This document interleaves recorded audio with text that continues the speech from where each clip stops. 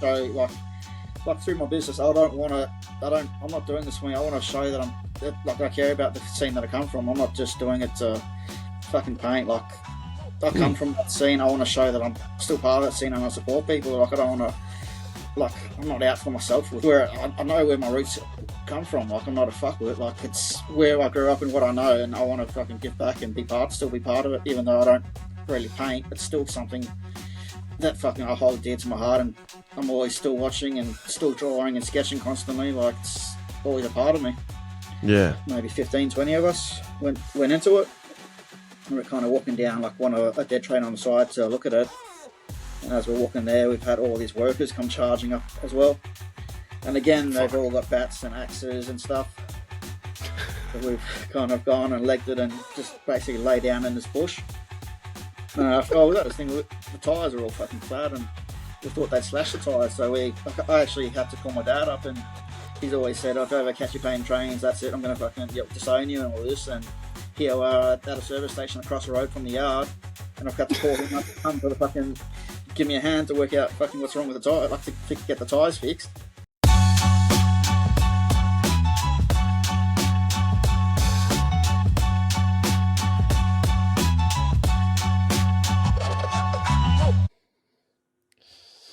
Here we fucking go.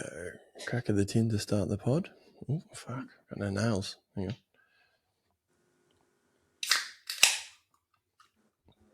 Welcome to the pod, mate. Yeah, cheers. Thanks for having me. We have one of the big dogs in the graph scene. Laura Keat Master.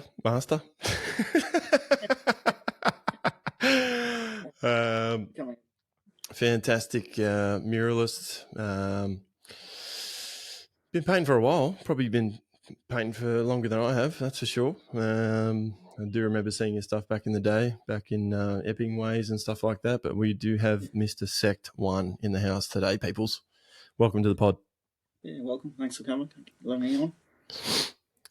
Mate, you've had a great career, but let's just we'll start off back in the days, mate. Where did you grow up?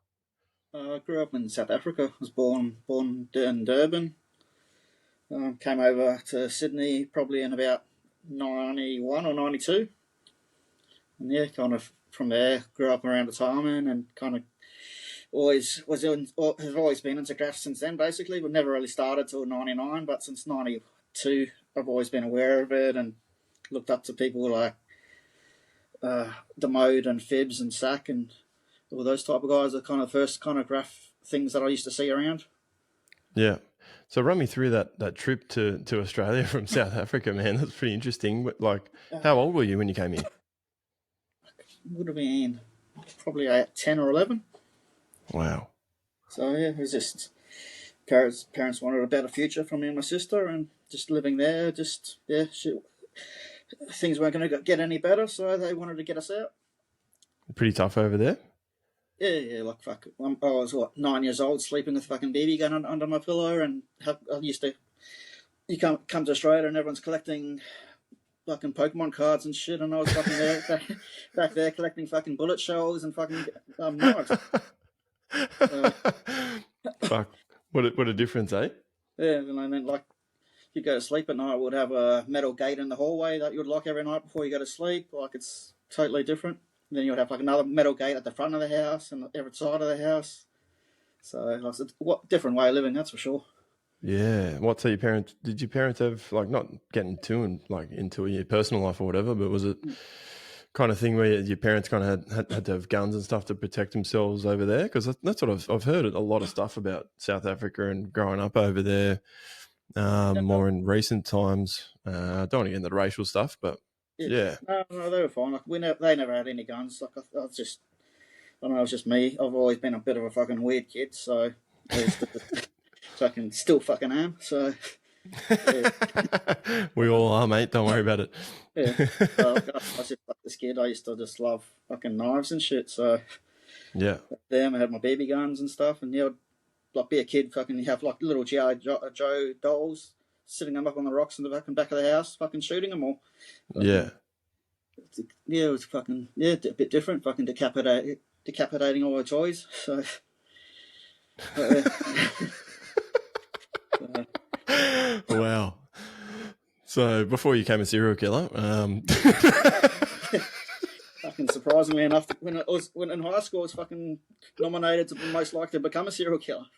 bro, that's what I've heard from all the docos, bro. They were like, "Oh yeah, they started cutting up animals and fucking, whatever." Yeah. That's all right, mate. But you focus more on graffiti, so that's a positive thing.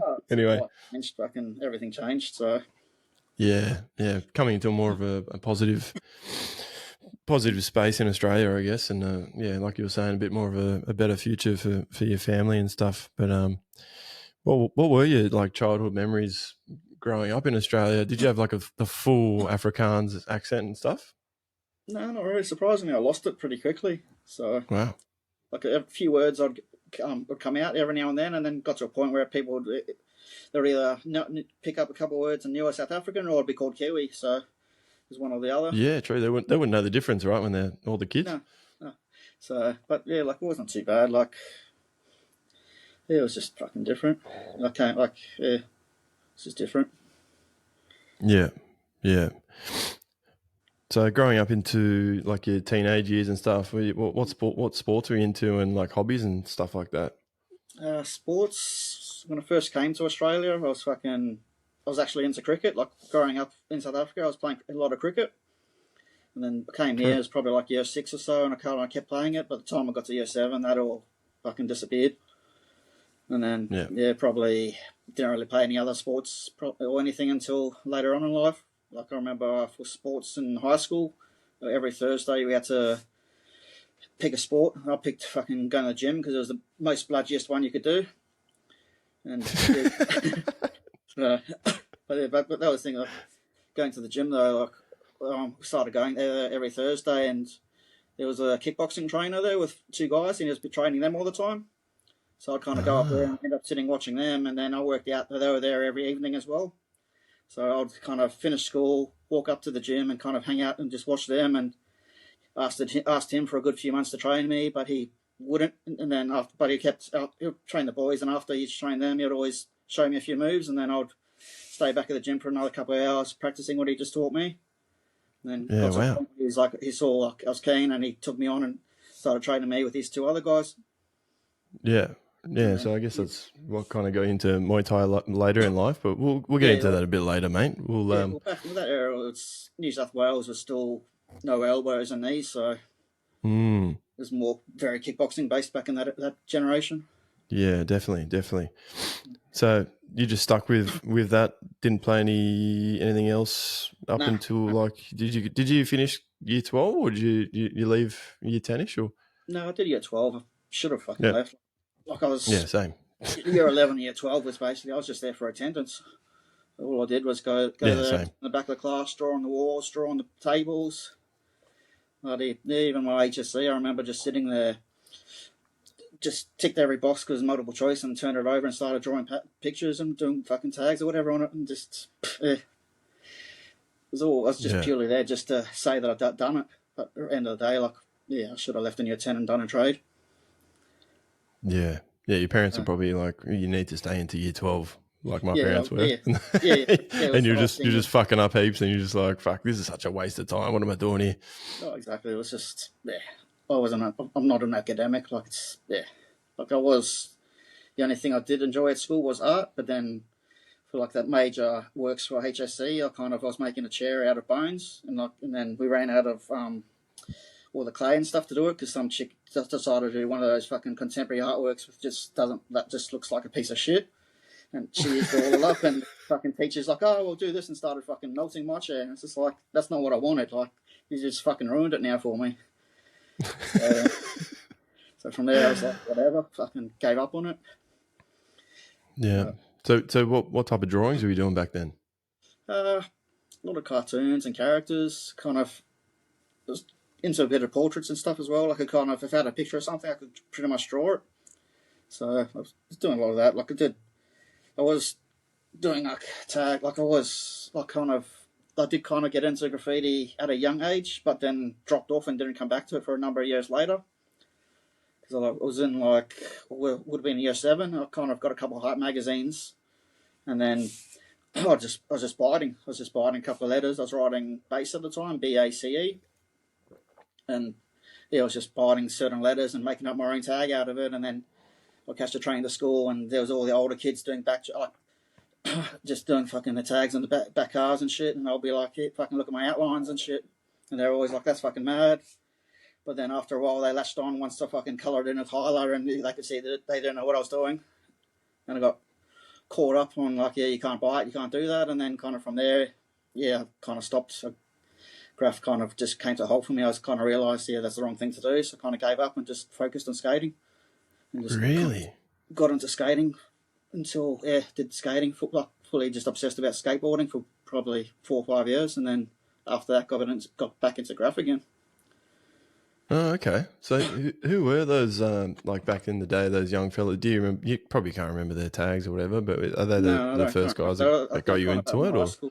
Yeah, like they're at my high school. I'm not even sure who they were, to be honest, anymore. Like I know back in that era as well, when I was doing that, I used to go take photos down at the gasworks in Wavo. Okay.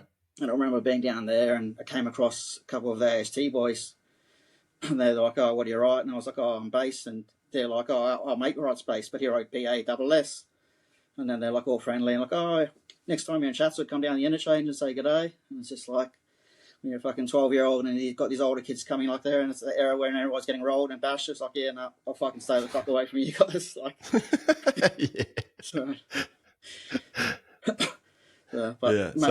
maybe they could have been genuine and just took me under the wing, but I don't know. I was just young and didn't know anyone else who was doing graph or nothing. I was just kind of exploring and doing my own thing.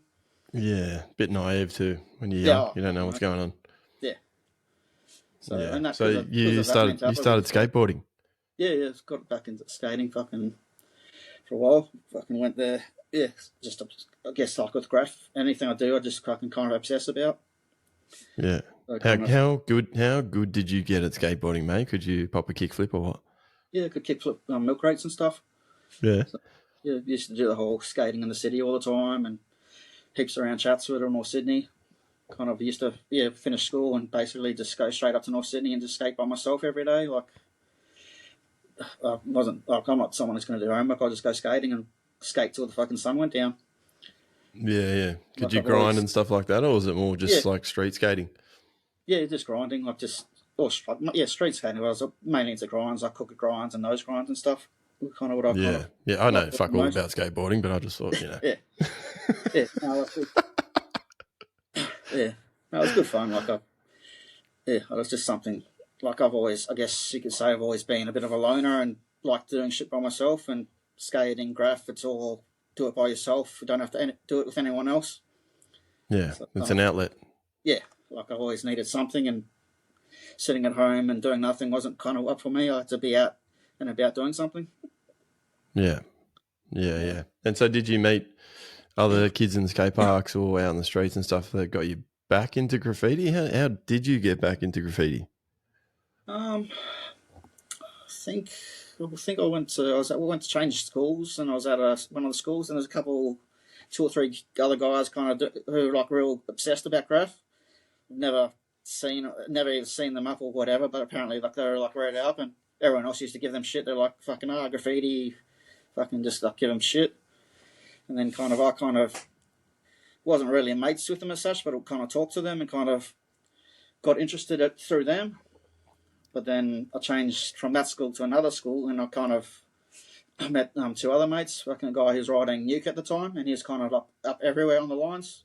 He's fucking he's just smashed the lines. He was just fucking everywhere. And then what area are we talking? North Shore. Yeah. So then me and him kind of linked up and kind of got to going, and then I kind of started going down to a bridge down from my house and started painting by myself type of thing, and kind of because of that first interaction I had when I was younger with those guys saying you can't bite, my perception of graffiti from there onwards was, everything you do has got to come up from your head. So I was always being like, it's probably why I was a fucking toy for so many years, because I kind of like these days it's all, you're being influenced. You can take things from here and there, but my eyes was like everything you got to come up with your own. You can't take anything from anyone else because that's considered biting. So like I think that held me back for a number of years with my own graph just being shit because I've just tried to do it by myself, which was the wrong attitude. Yeah, but that's probably a good thing too, right? Like you can come up with your own style straight away instead of coming up like just copying someone else's stuff and then It took me about 10 years to get there. Yeah, well, mate, fuck, 25 years later, I'm still a shit cunt. Yeah, but yeah, look at the young blokes these days, fucking 1 or 2 years in the game, and they're fucking doing burners. Like, Yeah, we're just yeah. There's a lot of help these days, but I think coming from where you came from was probably a good thing, man. Because I remember going down. I think it was probably Epping under some underpass, and I saw your piece, and I was like, "Fuck, I haven't even seen anything like that piece before." So, man, testament to you for coming up with your own style straight away. Like, mate, you did it. So good on you. Yeah, but still, I've fucking hated majority of my stuff. For, I've been painting fucking 25, 26 years, and I still fucking hate majority of what I paint. So yeah, join the party, brother. People think it's good, and I'm like, yeah, it's all right. Yeah, nice. So, so you're more into the piecing style straight away. What about your tags, mate? Fucking my hand styles are shit, and they're fucking still shit. Yeah, same. But the thing is, I was just a fucking drunk bomber as well. Like every Friday, Saturday night, I used to go. I don't know if you remember China Heights. Yeah. Yeah, like the fucking we didn't care what fucking exhibition it was. It was fucking free fucking beers. So we'd be there like 2 beers at a time, and after there, like I'd bomb every fucking lamppost, fucking walk into the pub.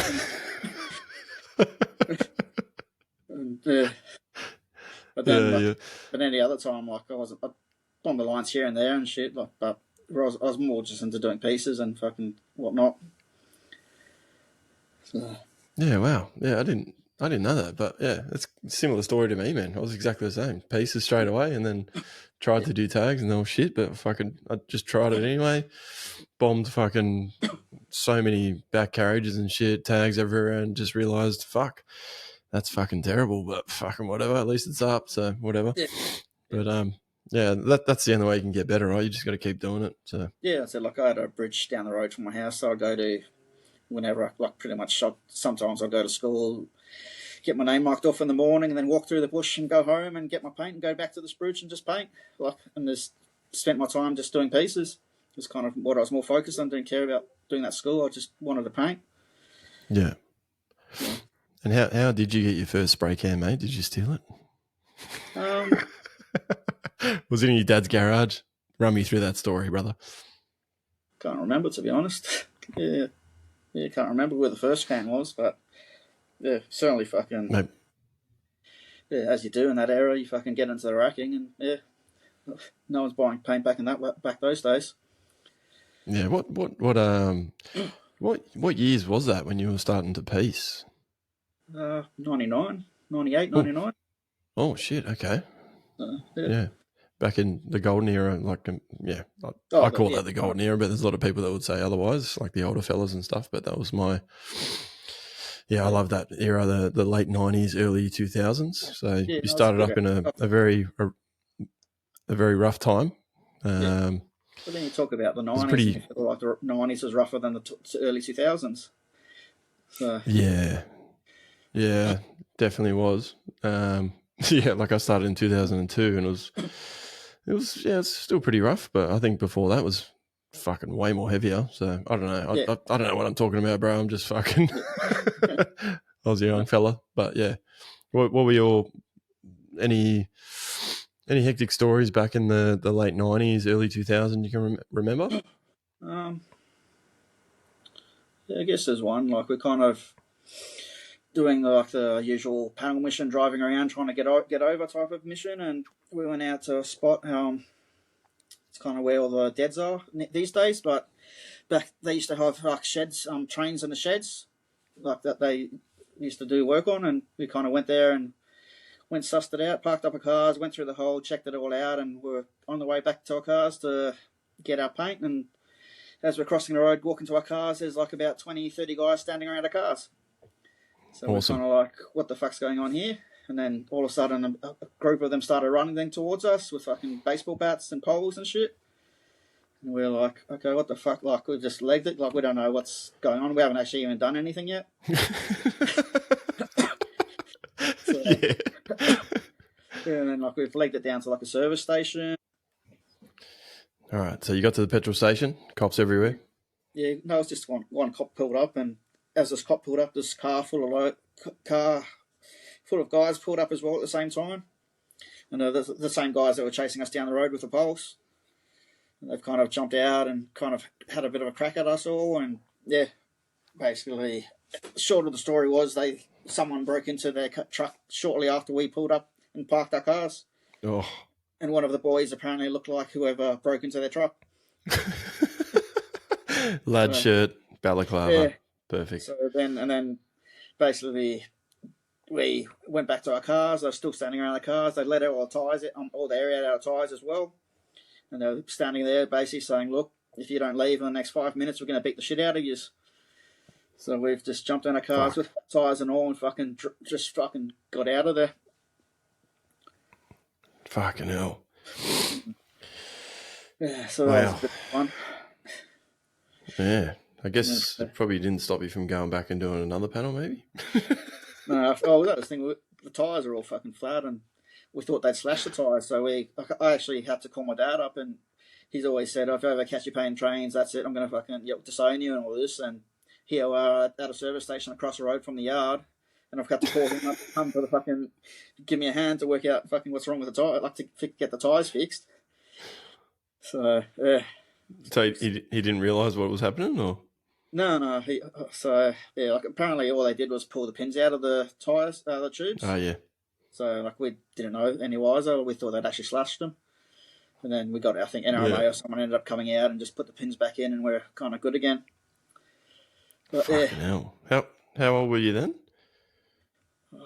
Probably 19, 20. Fucking hell. Welcome to painting trains, mate. Yeah, I've fucking always had bad luck with that side of things. Like, more going out trying to get over and fucking being unsuccessful than actually getting anything done. Yeah, you just you keep trying. It's just I gave up years ago, but it's just the amount of missions you try and do and the amount that come out just doesn't fucking add up, and you're just like, fuck this, whatever. Yeah, that's it. But it takes a certain breed to do it. Yeah, definitely. Yeah, definitely. So how did you choose your tag? I always loved S's and E's. And stupidly, I went with a fucking K and T with it as well. Like, actually, originally, I used to start originally, before I went to Sekt, I was on Sket, S-K-E-T. But then, preferred how S and E flowed better together, so I kind of changed it around. But I fucking hate K and T at the end. Like, the T is the fucking worst to have at the end of a letter, of a word. Yeah, same as I, bro. It's a tough one. Yeah, and that's the thing, because I've been writing it for so many years. It's like it's kind of like I feel like I should just do a new word, but now it's like, well, if I had that word for so long, it feels hard to change or feels wrong to change. It's kind of what I feel like I'm known as in a way. Yeah, I've had that same experience where you're just like, fuck, should I change it now? And then you're like, no, I don't want to be one of those guys where they change their tags all the time, so you try and keep it. But did you ever try and change it all and just fucking went, nah, this is it, 100%? Yeah, I've had one or two other tags I've done like over the years as well. Like I've had a few other different tags I used to do as well. So just didn't work out. No, like I can't. Yeah, pretty much. Like one or two of them I still might use every now and then if I'm just feel like it. But then I barely paint anyway, so really I don't use them. Yeah. But just I don't know. I just like sketching different words as well. It helps just sketch different words, and you get different ideas on how to put your own letters together. Yeah, that's what I've noticed. Like, during COVID, I was doing like other cunts tags and shit, and I just noticed my pieces were getting way better, man. And I was like, fuck, I should just do this all the time. Just write a different fucking word every time.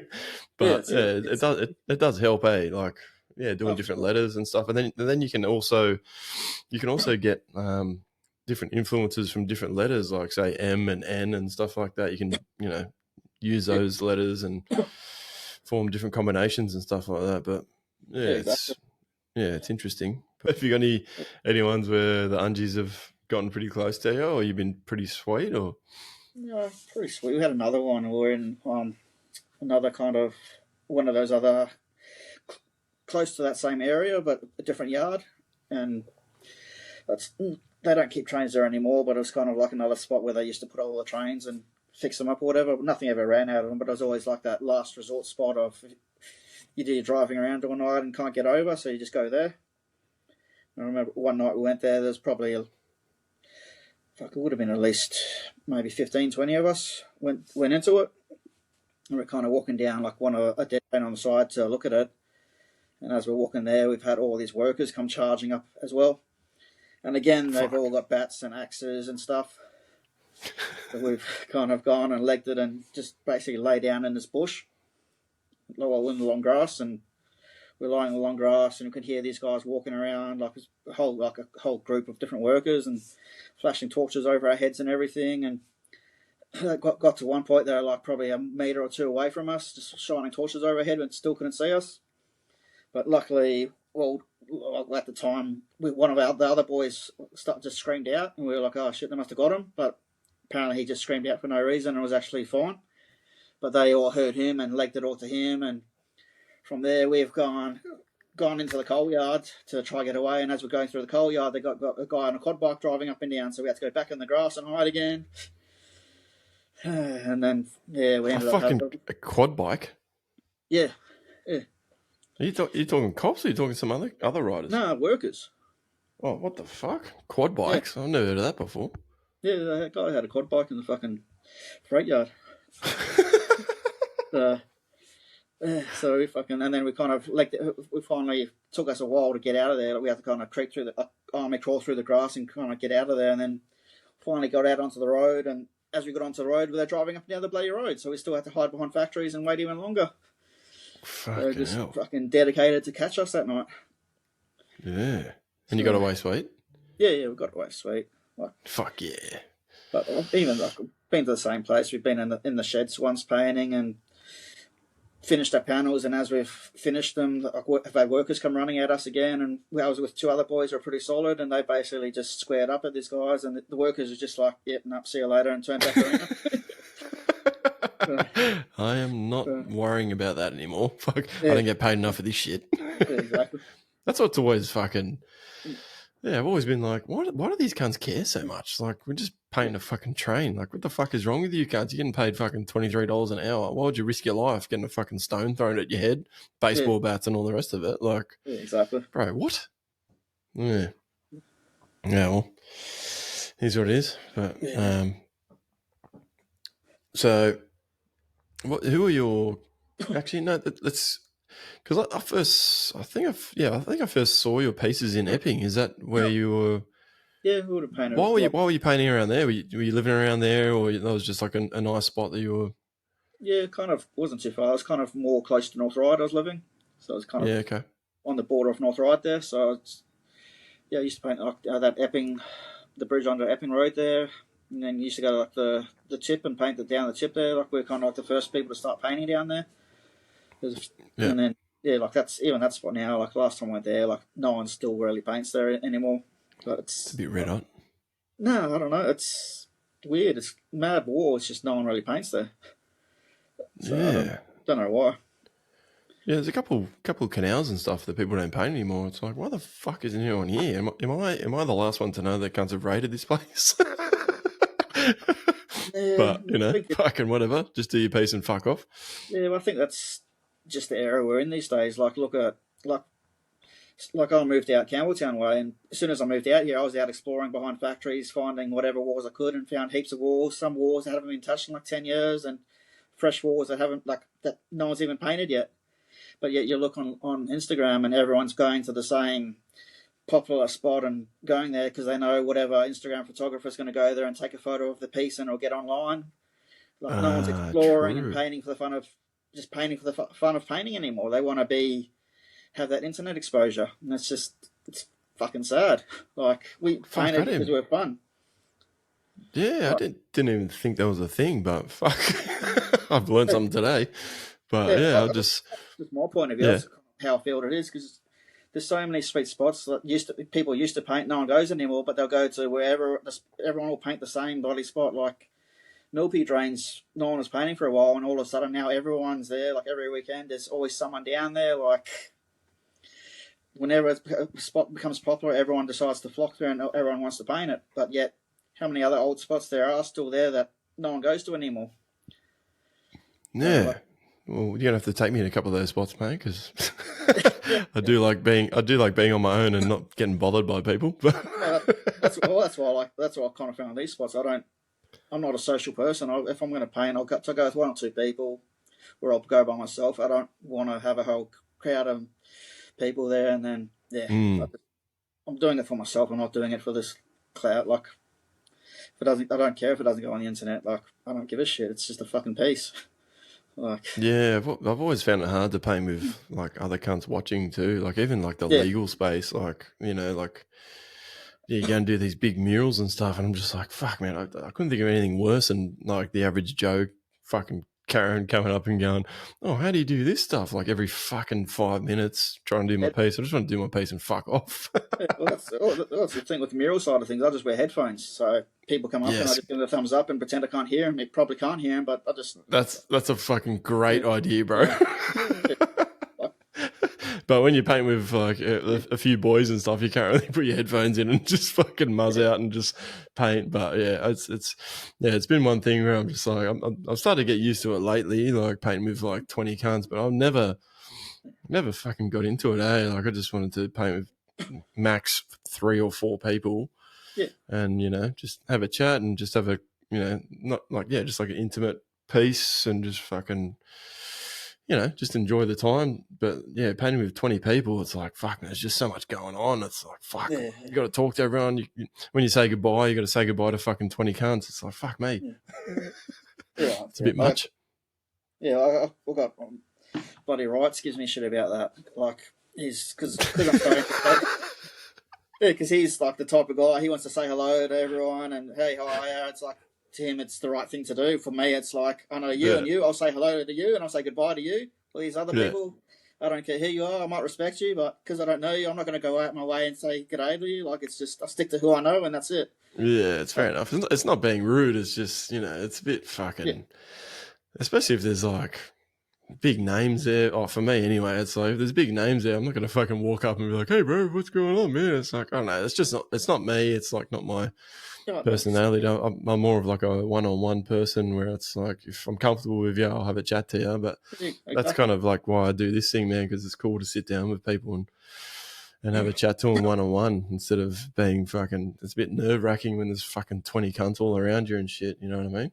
Yeah, exactly. I'm just the same. Like, I have the few people I hang out with or talk to. Like, I don't, like, even to this day, like, I have a very small circle. I don't like having, like, back in the day, you could go to the city or go wherever and you'll always see or come across people but as you know these days, like, everyone's like, unless you're active or busy or doing something, like, no one cares who you are or doesn't want to talk to you. Like, I've seen old mates from back in the day and walked past them and said g'day and they've just ignored me. It's just like, right, like, what the fuck's your problem? Like, I guess they got their own thing going on and you're doing your thing, so it's like, g'day, whatever, it's fine. It's not, I don't think it's a malice thing, but I think everyone's just doing their own thing. I don't know, but did you go into the city back in the fucking, when was it? Probably, I don't know, to my knowledge, it was, there was like Star Bar and all that stuff back in the day for me, but that might have been a bit after you. I don't know, did you,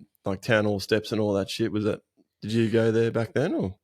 No, I've avoided it. I've always avoided it. We kind of stuck to a couple of mates and we kind of, we're like I mentioned earlier, we used to just go to all the art shows. Like, we didn't care what fucking art show it was. We just wanted free piss.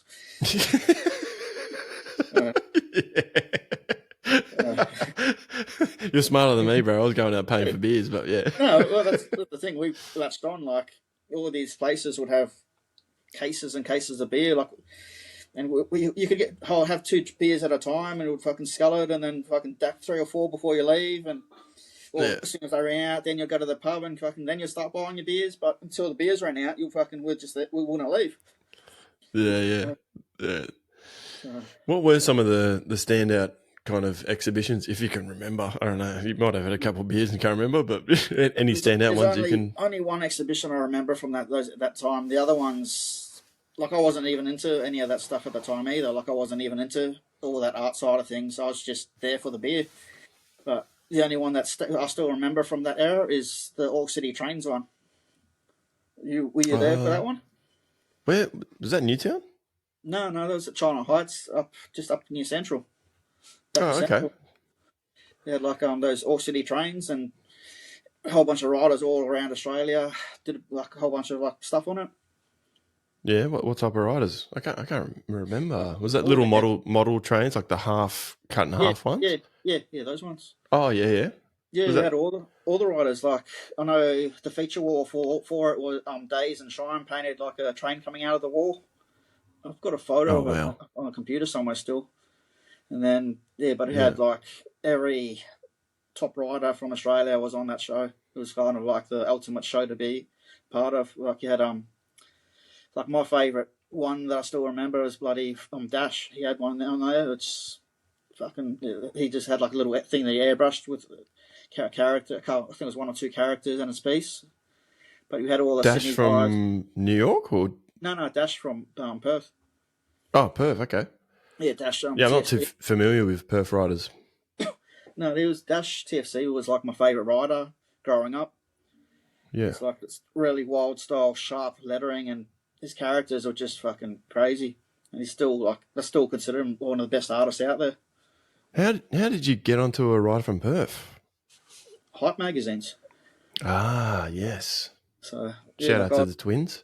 Yeah, like I was into hype because that's the thing. I had my first hypes back in '92 or '93. So like I wasn't even painting back then, but I still had hype magazines. So I kind of had 2 or 3, and then '99 onwards, I started going to Central Station Records. Out at on Oxford Street there, and doing the mission in and getting magazines and mixtapes and stuff. Good. Yeah, the good old days, eh? Yeah, it's good. Like, what would have been like, I don't know, 16 or 17, just going in just to go get like some mixtapes, like whatever, like it would be like DJ mixed tapes, either like Rock Raider or the Executioners, Cuba. Oh, the Executioners! Fuck, you're taking me back, bro. I forgot about those cunts. Big in Germany, but then again, I was also getting like the DJ ones from like all the hardcore techno stuff as well, like DJ Vegas and all that stuff as well at the time. So I was kind of into a bit of everything. Yeah, fuck. Have you got much of a collection of mags and DVDs and shit like that, or? I had a collection of DVDs, and then I moved house, and we decided to do a big fucking rubbish fucking throwout, and I chucked out a whole bunch of movie DVDs that were movie. Oh my I had a massive movie collection of DVDs, and in that collection happened to be all my graph shit. So why? Why? I think I didn't realise until afterwards. I didn't realise until after I moved that they were gone. And then now you look back and go, "Fuck me, fuck." Yeah, but as for photos, fucking, I got heaps. I used to, like, I've always loved walking around Newtown back in the day and just taking photos. Like, I loved going around and see all the BCF productions. Yeah, when Cantu came to Newtown. Yeah, you had Cantu, like How and Nosm came out as well. They did that big Godzilla production out up at the top of Enmore there. Mm. And then, had the other one at the car park in Surrey Hills where Demote, Cantu, I think it was Wow, 1, 2, 3, and a few other guys fucking all did line up. Wow, man. Have you kept all your old photos and stuff like that? Yeah, or still got all my photos. Yeah. So you kept your stuff. You just threw out everyone else's. No, I've got photos of everyone. I just don't have the DVDs. I just don't have any DVD stuff. Ah, okay, like mags and all that stuff. It's all gone. Yeah, magazines and photos. I've still got all that. I've got some really old magazines there. Like I've got old graphitisms, all stations and all those ones that came out at the time. I've still pretty much got everything. What were your favourite kind of DVDs back in the day? Besides Wild Styles? Fucking Dirty Hands. Or Star Wars, sorry. Fucking Dirty Hands. Dirty Hands was the go-to. Ooh, Dirty Hands 2. That was mine. Yeah, it was fucking just a G-up. That's fucking just the total destruction and fucking how crazy the shit was. It's just like, fucking, this is nuts. This is how it should be. Like, yeah, that and I think, reasonable people, but I can't fucking actually remember the DVD, but that's one that comes to mind. Yeah. Did you ever do any, like, video cameras back in the day, or were you just straight up fucking disposable cameras like I did? No, I had a video camera back when I was skating, but with graph side of things, it wasn't a thing. It was just, just fucking get your disposable camera, and then after a while you got the old Canon fucking whatever what they were at the time, and then kind of progressed from there. Yeah, I remember when it was like a 2 megapixel camera that I bought from Straffelcar Radios, and I was like, bro, I got this fucking hectic camera. You take a photo of it, and it's like this grainy piece of shit, and there was like fuck all places that would print it off, and it comes out there's like this little thin piece of paper, and you just like, it was fucking shit house. You just go back to the disposables, man. Yeah, because that's what I'm spewing about. When I was 13 going down the gasworks, I took heaps of photos back then, but only out of all, I think it would have taken probably like 6 rolls of photos. Fuck. Only one photo ever developed properly. Everything else was overexposed and just didn't fucking come out. Fuck. And it's just that is the worst, bro. Yeah. Your fingers in front of it. Yeah, it's just, but the thing is, like, the amount of, like, just think back of the pieces that would have been on that wall. Like, I'm just like, fuck, I wish those photos came out. I wish I knew what I was doing with the camera and fucking got proper photos of it all. So, fuck, everyone was the same, man. I'm sure there's so many fucking probably lost panels that people had their finger in front of, and like, I don't know, man, just didn't develop properly. It was like too dark. The flash wasn't working or some shit, and they're just lost in the abyss. But that was it's just the times it was, eh? It was just but that's the other side. Digital cameras came in, and I was kind of good on that side of things. And I had a computer crash, and I thought I had a whole bunch of photos backed up, and apparently from I think it's like 2004 or 6 or whatever until 2009, I've lost everything. Fuck. Kids, print your fucking photos off. Print them off, because sometimes computers don't work. Like I've learnt off fucking this podcast shit. It doesn't fucking work sometimes. So sometimes your shit will get erased. So just fucking print your fucking photos off, put them in an album, hide them away, and just leave them there. Don't fucking touch them. Don't sell them. Don't just leave them there. You know? Exactly. Even I thought I'd put them on like a portable hard drive, external hard drive, and kind of put it all there, and they'll be safe. And years later, plug it in the hard drive, and the hard drive doesn't even work anymore. Yeah, I ran into that recently, bro. I had like family photos when my kids were born and stuff. Yeah. Put in the hard drive, doesn't work. It's like, fuck. It's like, it's fucked. So, day and age. Is what it is, man. But so how'd you get into the mural space, man? Like you're doing all these pieces, and how did you? Like you were saying, you were like more of a portrait kind of artist guy, and then how did you get into the mural space? I think I had a mate from UK, Japes. I don't know if you remember seeing him around Epping and stuff as well. Probably. I can't remember, but yeah, I've probably seen him. Yeah, like me and him were kind of painting. He actually, because he was doing commissions over in the UK, and he kind of showed me photos and stuff he was doing, and then he actually got a commission for McDonald's to do their marketing, like a whole bunch of rooms for their marketing team. And I actually went over and gave him a hand and fucking helped him paint it all. And it was like McDonald's on Pitt Street, but it was upstairs because it was all their offices. So that was kind of like my introduction of doing commission type of work, and kind of got it from there. And then I guess from there, I just kept painting and doing pieces because that was a few years before, and around 2011. What type of work were you doing with him? He was getting the work. I was just helping hand. Like he was like fills and stuff. Yeah. Like I was just a fill monkey, but it was kind of my introduction to it, I guess. Like after there, I painted an internet cafe with a mate also on Pitt Street, and that was kind of like, yeah, it was like back in the era where we didn't know what we were doing. Well, there's no projectors or doodle grids or nothing. That it was all like freehanding characters on and stuff, and yeah, the characters looked jacked, but it is what it is at the time. Like we got paid in paint, and we got all this fucking Molotovs out of it. So take me back into the McDonald's mural space. So was he doing like realism stuff? No, just cartoony, like illustration sort of stuff. So how did you get into the realism stuff? Because your fucking wildlife stuff is fucking wild, bro. Because I'm fucking lazy and don't draw anymore, and it's easy to find a photo and just copy that. So you can copy anything? To a certain extent.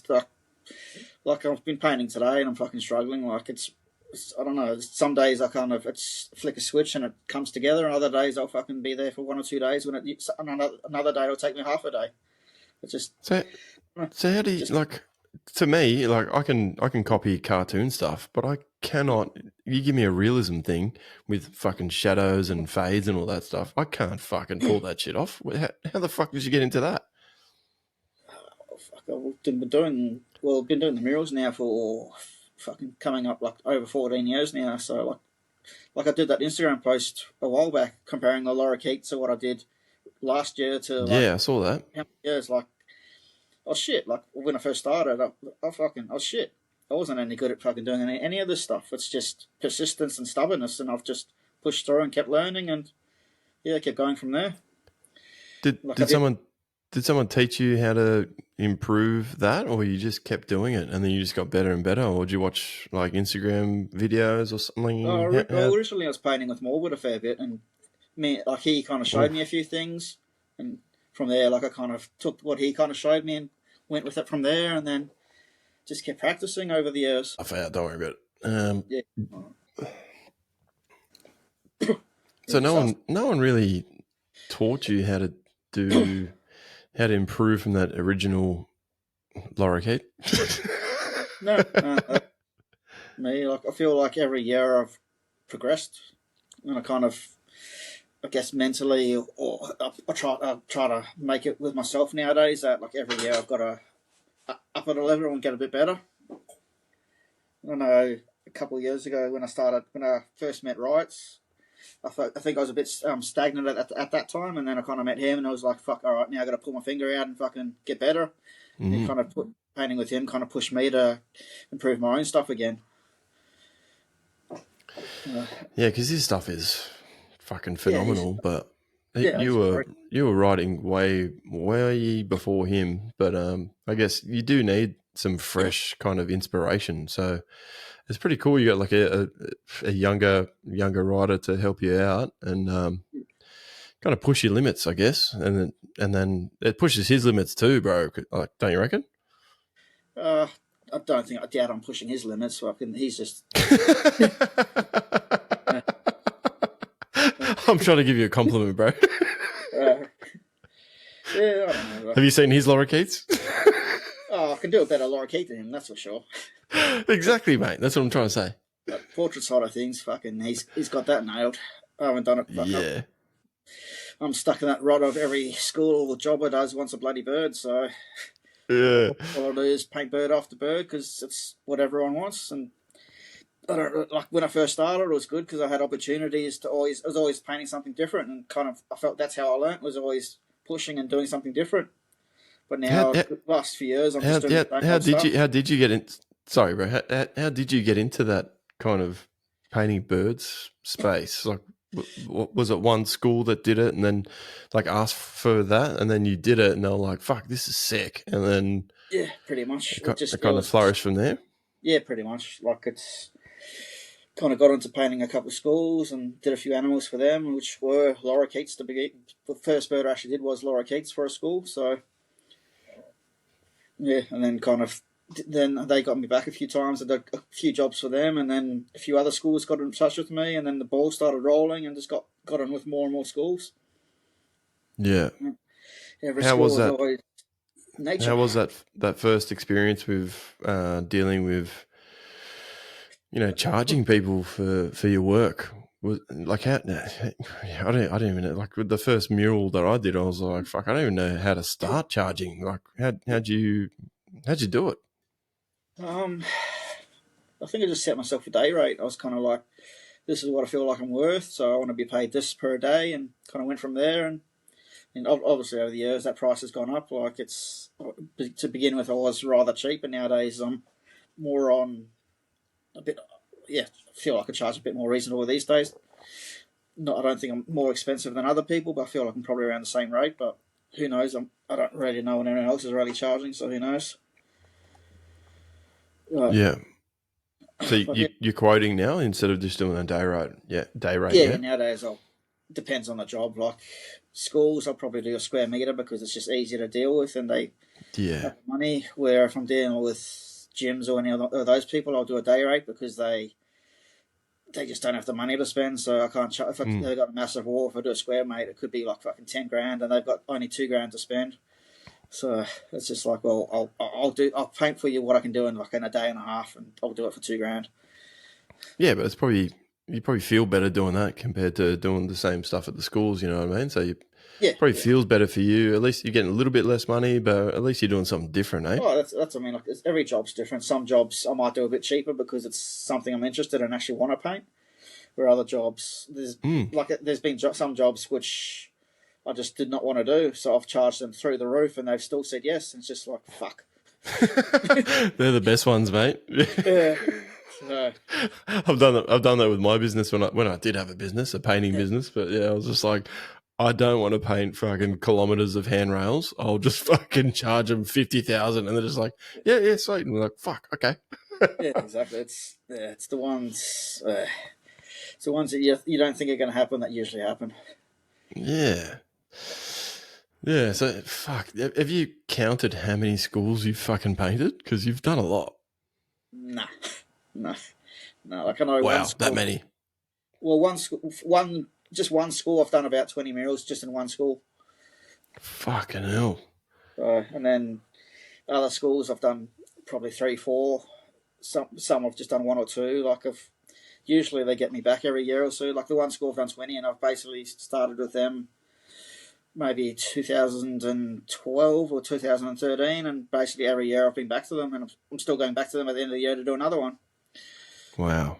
Oh, it's a testament to you, mate. Like you're fucking doing something right if they keep getting you back. Fuck me, that's. Yeah, like at least I feel like this time going back, I want to try and make it one of my best works, because I kind of see my first works there, and I'm just like, I don't even like looking at them because I feel like they're horrible, but everyone's still happy with them. But yeah, just progression. It's just how I've progressed over the years. Yeah, well, you've definitely nailed it, mate. So good on you, man. That's fucking amazing to see, bro. Like I've seen, yeah, like you said before when you posted that first lorikeet or whatever, and I'm looking at it and I'm like, fuck, bro, you have improved so much. But I guess it's just repetition, and man, you're so good at what you do, bro. So good on you, man. It's awesome. Yeah, but having a go. It's I don't know. I've just been stubborn. I kind of always pushed myself and just kept going. I just want to keep learning. Like I'm currently I'm at a point where I'm like, I've always had a thing for airbrushing, but I've never got into it. But now I'm at a point where I'm like, I look at murals of paint and I'm like, those lines are fuzzy, they're not clean. Like I'm kind of like getting too OCD that it's not clean enough now, that I want to get into airbrushing because I want it to be smoother, I want it to be cleaner, I want it to be look even more real. Like I want to push it to another level even more. You can put more detail into it. Yeah, like I think I obsess a bit too much about detail, even probably to the point that sometimes I ruin things because I keep trying to add more and more detail when really less is more, but I just get stuck on trying to get that detail and push it too far on some jobs. And then I have to, either I leave it or I have to bloody redo it. So yeah. You got some future works in the pipeline, mate, or? Yeah, I've got a few more schools lined up. Like I mentioned, spoke to you today. I'm out of school. Been out of school today. I've done about 12-hour day already today, and I've got to still go back and still didn't finish that wall. So I've got to go back tomorrow, and then at the same school, I've got to start a second wall. So got that, and then like I've got an opportunity. I might be going up to Ayers Rock in the next couple of months. I've got a potential job up there. What are you doing up there? Well, in the middle, an image of Ayers Rock, wherever it is. So, No lorikeets in Ayers Rock. no. So, but yeah, just that's just great opportunity. Like, if Yeah. I probably wouldn't ever go out there. Like I know my missus wants to do a holiday there, and like it's kind of like on a plans one day to actually go there. But now it's like because of my work, I get to go to some of these places unexpectedly. So Yeah, well, we'll see. Like, that's yeah, the beautiful thing about graffiti and progressing into kind of the mural space that you're into now. You get to travel to all these different places that you would never think of even going to. Like Ayers Rock's pretty fucking cool, man. Like, yeah, yeah, I've always wanted to go there, but for you to say like, oh, your missus wants to go there, and now you can eventually take your family there, like that's yeah, fucking sick, man. Like, yeah. yeah, So no, so we'll see. Like it's I'm pretty sure it's going to go ahead. So like I know they're talking about they want to fly me out there just for a site wow, visit. So I'll go fly out there, stay one night, and come back, and wow. then yeah, and then I've got to work out when I'm going to do the job. And well, Mrs. kind of pulled me up. She's like, you know how hot it gets there, like you can't work like you normally do. You know how many flies are there? Yeah, so she's like, mate, you got to rethink how you're going to do this. You can't go up in December when it's at the hottest period up there. Like you're just stupid or Oh what? yeah, So yeah. so I've got to kind of rework out now, like when's the best time to actually get up there when it's not so hot, and then I've got to try to get up there before it's wet season. So yeah, so we'll see what happens. That's still but we'll see. If it eventuates, it'll be good. If not, something else will come up eventually one day. So Yeah, for sure. see what Definitely. happens. Have you done much interstate stuff, or you stuck mainly to Sydney? Or Yeah, mainly stick to Sydney. Like interstate stuff, I kind of just contract other artists to. Like okay, with family these days, it's just hard to kind of really go away. Like it's just pretty need to just kind of someone needs to do the school pickup or the drop off type of thing. And if I'm away, we don't have any family or anyone else around us to help us, so it's kind of limits me now of what I can do and not whatnot. Like, or if I can, it's got to be really worthwhile for me to be going away. yeah, So it's just finding that right balance now and picking and choosing what I can do. I'm kind of good. Like I know a lot of people, so I can get people all around Australia to do jobs wherever they come up. yeah. And I kind of The beauty of Instagram and knowing writers, right? So yeah, you can exactly. branch off anywhere. You can even go worldwide, really. Like if you Yeah, wanted to. yeah. Like it's thing. Like it's. I don't know. I guess I'm lucky. I've kind of grown up in the area, and I've just know a lot of people. Like, and then through Instagram and that, you can stay in touch and whatnot, and just reach out to other artists that you see through Instagram that you fucking really like their work. If they respond to you, give them the opportunity to do the job. If they don't, find another artist. So Yeah, yeah, for sure. Who are your like kind of favorite, like in the mural space? I guess in the mural space, who are your favorite kind of artists? Even in the graffiti space too. Who are your favorites? Even in crews or whatever. uh, mural space. Fuck. Probably Abyss, like Abyz. I Yeah, think he's French. He does like real like animals, but they're all like real cartoony. But everything you see, like you can tell, it has a story behind it. Like I've got probably about 5 prints in my house, like up on the wall of his stuff, because just I just love that whimsical story ideas behind it. Like with my own work now, I'm kind of getting a bit bored of it because a lot of it is just we want a lorikeet. It's just there's nothing to it. Like it's like I feel like I need a better, more. I need something more behind it now to make more sense. So like I'm trying yeah, to push that with some of the murals I do these days, especially for the ones out like for the public art ones, like out there through council or whatever. I'll try to give it a story and actually make it mean something more than just an image on a wall. mm, But so like yeah, he's like I really like his stuff because you look at his work and it's just yeah, I just love that style. yeah, It's not realism, and I think it's just cartoony, but it's just effective. yeah, As for riders, like I mentioned earlier, Dash, he's always been a favourite, still to this day. I just love that sharp style he has. Um, What about so Sydney? Come on, run me through some Sydney riders, bro. Sydney, Sydney riders.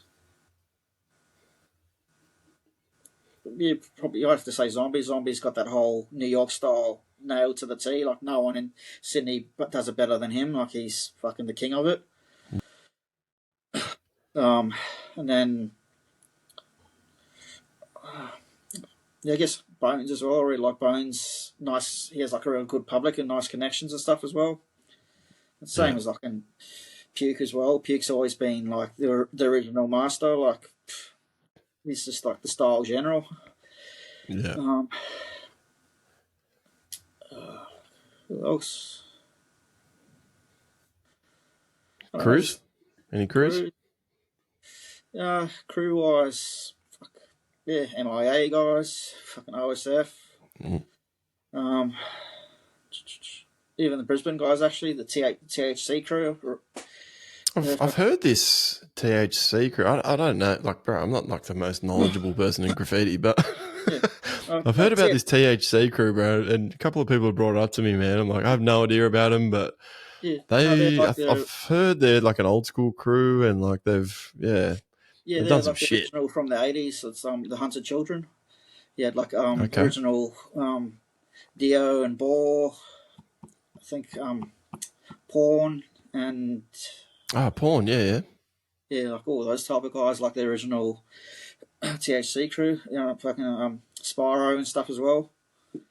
So, and then like they kind of eventuated, like there was THC, and then from there they kind of turned, like a few of those all turned into TBK from there, which ended up being with Reels and Next and Ball, like Ball's original THC as well.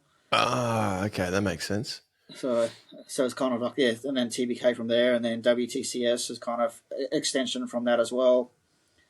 Right. So it's kind of all that whole beeline type of crew. Like pretty much majority of those riders are all just beeline riders.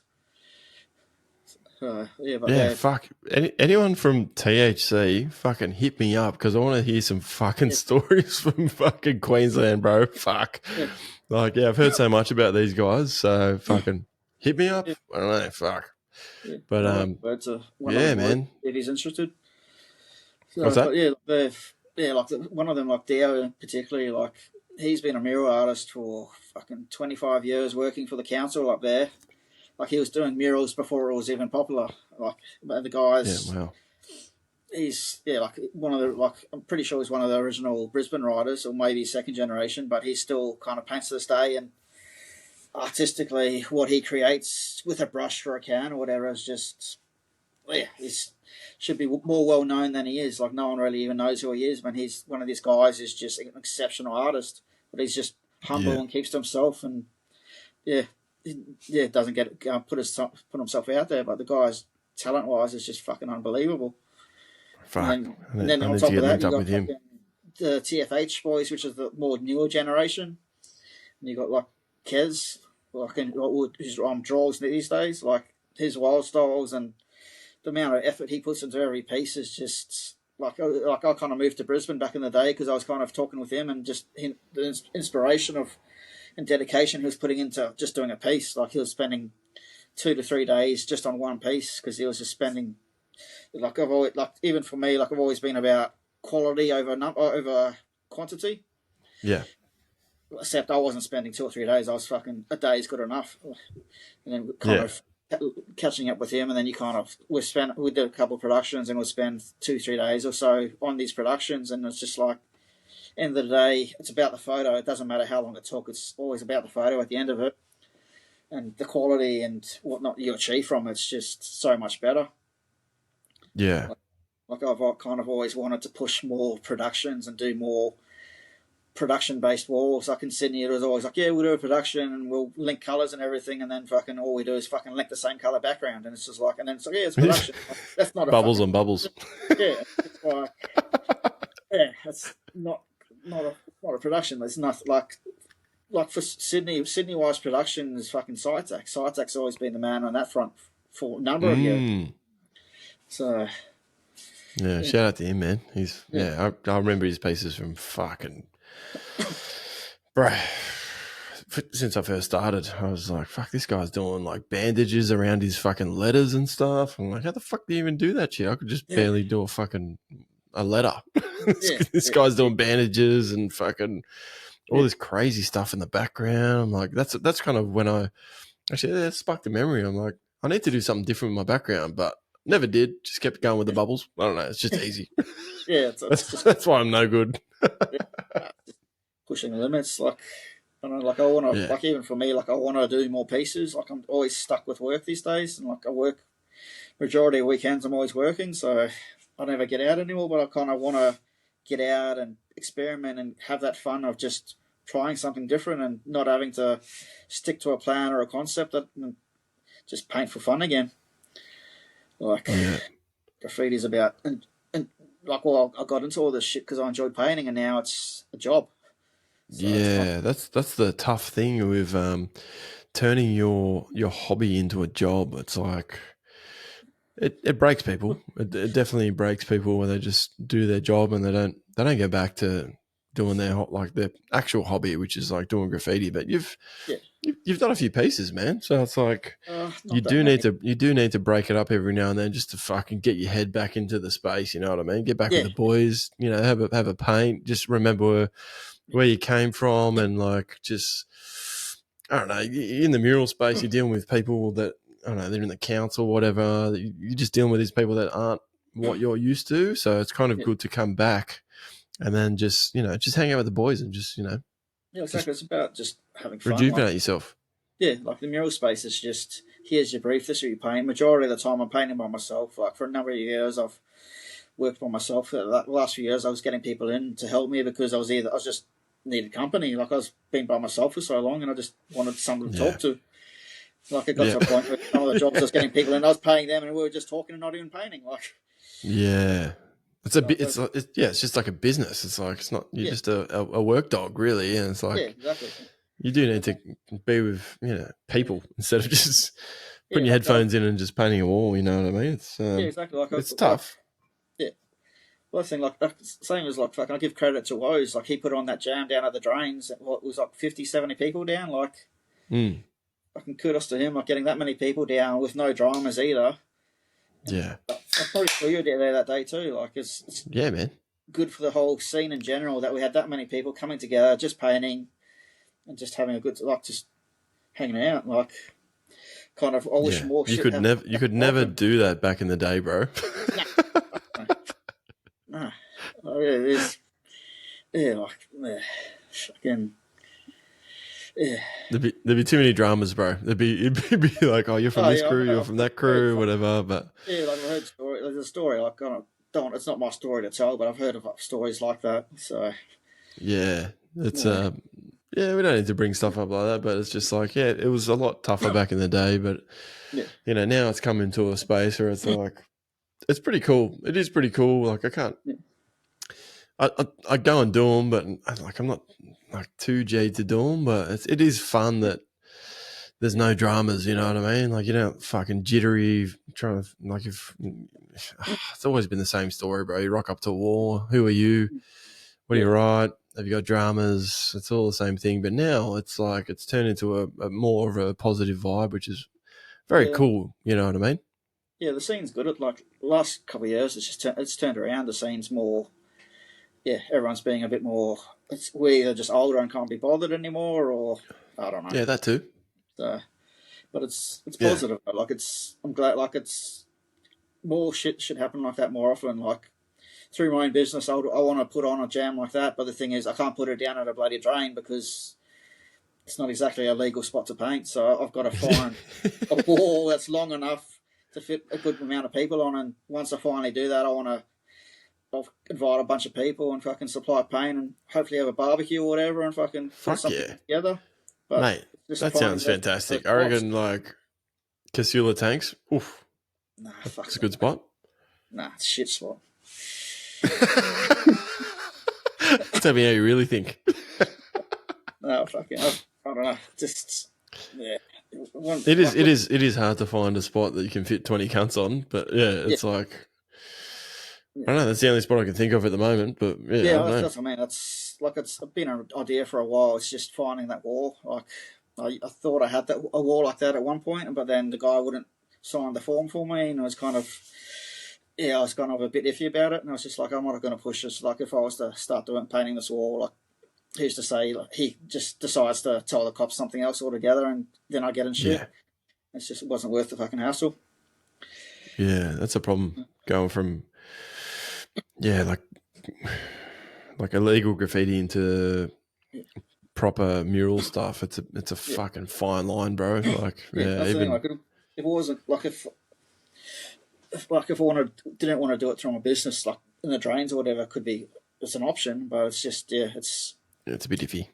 Yeah, do you want to keep it just a social thing that no one really knows about, or do you want to make it something that you show? Like, I want to show like through my business. I'm not doing this for me. I want to show that I care about the scene that I come from. I'm not just doing it to fucking paint. Like, I come from that scene. I want to show that I'm still part of that scene and I support people. Like, I don't want to.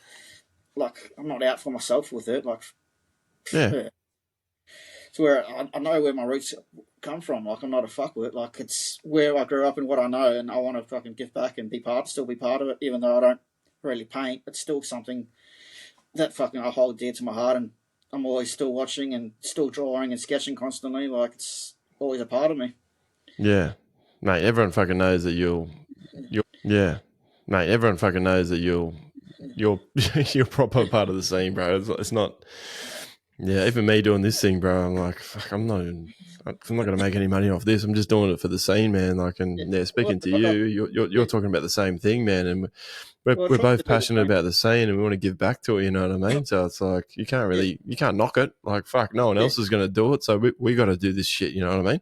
Yeah, listen, like I did the fucking cheap version of this. I was doing the whole the blog interviews and posting those for a while because I didn't want to do a podcast. I fucking, my missus laughed at me when I said I was going to jump on here and fucking talk. Look at you now, mate. Look at you now. Yeah, so it's just like, so I was like, fuck it. But then again, it's just graffiti is a topic I'm happy to talk about because it's fucking what I know. Like, get me fucking talking about footy or something else, I fucking don't know what the fuck to talk about. Like, it's not. Yeah, man. I don't know shit about it. Yeah, it's your passion. It's I do like footy, but anyway, it's just something that's saved me many times in my life. I fucking rambled on about this bullshit. Cunts are probably sick of hearing about it, but yeah, I've gone through some fucking terrible times in my life, and graffiti's brought me back to life. So it's like, yeah, I want to give back, and you're probably in the same boat, bro. So it's like, let's try at least. Yeah, like graffiti's a reset. It's just when life's hard and like COVID, fucking getting out and painting during that or whatever, like fucking reset. Yeah, it was kind of like, sweet, I'm good now. Like it was fucking our yoga in a way. Like it was. Just, definitely. 100%, man. 100%. But should we go into the Muay Thai kind of section? How'd you get into Muay Thai? Same as I've mentioned before. I got into kickboxing, and from there it just eventuated. Kind of, I've just always loved fighting. And I used to be a bit of a fucking wild child that used to bottle shit up and just fucking little rascal. Yeah, just people would give me a lot of shit and tease me, and I'd just bottle up and just fucking snap and just unleash hell. And then kickboxing and Muay Thai became an outlet for me to kind of like graffiti. It gave me peace. Like I felt the more I did it, the more I felt more relaxed and confident and just happy. Probably calmed you down a bit too, right? Yeah, for sure. Like it was just like I still at a point in my life where I want to go back to it because I feel like at the moment all I do is paint and I've got no other hobbies besides painting. Like I feel like I need something else now to balance it out because painting's not relaxing me anymore. Now it's just stressing me out. So yeah. So I need that reset to just get back into it and just fucking plus I'm getting older, so I need to just try to stay fit. Do something. Yeah, exactly. and Muay Thai is like it's not like the gym where you go and then lift weights. To me, it's fucking boring. Like I can't be fucked doing that shit. So when it's like if you can punch a bag and punch some mitts or whatever. Yeah, well, the thing is, I think Spanian made a video fucking a while back, and he basically said like you can go lift weights or whatever, fucking, but as soon as you stop it, you lose it. Whereas you learn a skill, that's where you're with forever. And like I haven't done it. Like I did a fucking Muay Thai class a few weeks back, and it's the first one in years, but I still like the guy I was teamed up with was like, fuck. Like, I was like, I haven't done this in about 10 years. And he's like, are you sure? And I'm like, yeah, like, I haven't done it in 10 years. Like, fuck. It's like riding a bike, bro. Yeah. You never lose like, it. okay, like, I was fucking gassed and fucking nearly spewed at the end of it. But, fucking, but, yeah. Yeah. Bro, I went back to go like training and stuff, and yeah, I got sparked by a fucking 14-year-old, bro. So I was like, I'm not doing this sparring again, bro. That's it. I'll just do the exercise part, but yeah. So it just shows you like how far it's come. It's just fucking funny, bro. You think, oh man, you think you can just jump back into it, and you're like, hang on, I'm fucking 40 years old now. I can't fucking, I can't just come in and just spark cunts. But, no, it's good. It's good exercise, man, and it's fun. Like it's not like the same as these days. Like the only sport I like watching these days is boxing or Thai boxing. Like I don't watch any other sport besides that. That's the only thing I'm still interested in. Like I'm big into like watching that Tim Tszyu and Nikita Tszyu's fucking journey at the moment and seeing how that pans out. Like I think that's going to be interesting. What happens with that moving forward? Yeah, definitely. All right. Do you listen to much podcasts, or you just listen to my one, or what? Listen to a lot of art ones. No, I've been listening. I listened to all yours. I pretty much listened to all of yours apart from the first one. But if you listen to thanks, man. One, I listened to the one today that came out. I just like listening to stuff when I'm working. Kind of like that's the other thing. When I'm working, if I don't have headphones on, I can't focus. So I'm at a point now where I need to have headphones playing. It doesn't necessarily need to even be fucking anything I like, or it's just some sort of noise that distracts me from everything else going on around me, and then from there I can focus and paint. When I don't have headphones on, I'm bloody distracted, looking at my phone, and just can't get into it. So, but podcast, listen to like Vantage Point, Splatters. The last couple of weeks, I've been getting into a lot of marketing stuff and just trying to get my head around that and learn a bit of that stuff as well. Yeah, it's the podcast thing has fucking changed my life, really. Like, because painting, bro, it's the fucking most boringest thing you can do, especially if you paint around people that can't speak English. It's like I just put my fucking headphones in and I'm just like zone out, listen to some interesting shit, try and learn some stuff as well. It's pretty much like reading a book, but it's just in your ears. You know what I mean? So it's cool to hear that stuff. And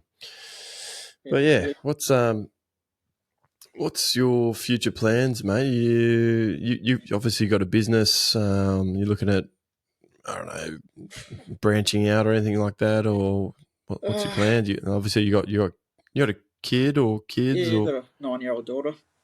Yep. Yeah. What's your plans, mate?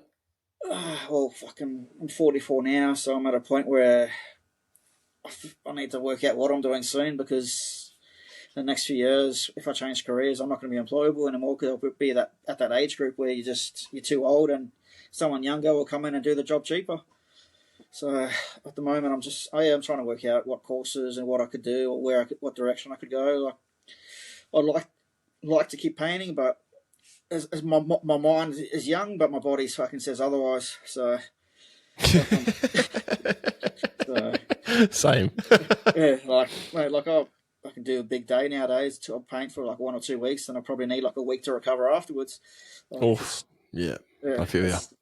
Yeah, I just can't do it. Like I keep, even like still to this day, like I get in trouble with the missus because I'm like, I'll get the job done in 2 days, and she's like, give yourself 5 days. I'm just like, no, I'll get it done in 2, and then I'm there 5 days later, fucking still going. Yeah, you need to have some time with your child. You're working too hard, mate. Yeah, I had it with me today, but yeah, that was an experience in itself.